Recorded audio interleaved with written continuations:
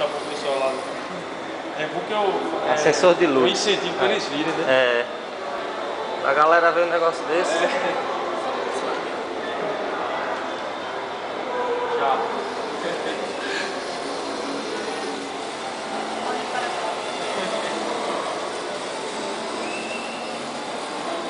Nossa, ele fica dançando, assim, é que ele dança.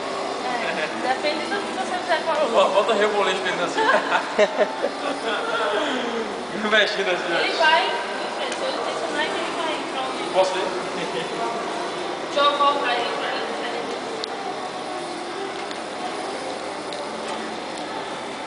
Vai dançar lá, assim. Vai dar um 360 graus Será nele. que vai dar? No sensor. Porque Ah, se você aqui. botar em cima, ele não vai. Tem que botar onde? Tem que botar no sensor.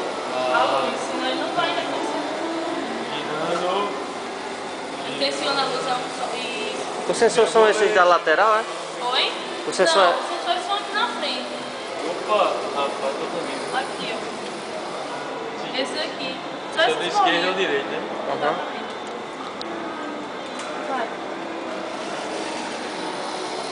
Aí você tensiona a luz nele. Cadê? Deixa eu ver. Só.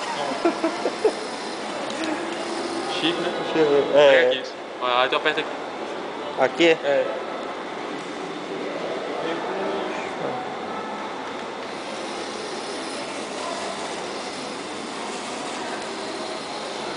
Aperta esse. Ah, um rio desse. Vai, funciona que é. Olha. Olha. Pô, legal. Engraçado, né? Uma coisa tão simples e a sensação é tão boa. É. Isso era pra servir pra incentivar as crianças pra ciência, né? Assim. É. É, isso assim, pelo menos no laboratório. Em escola pública você não vê nada prático assim. É.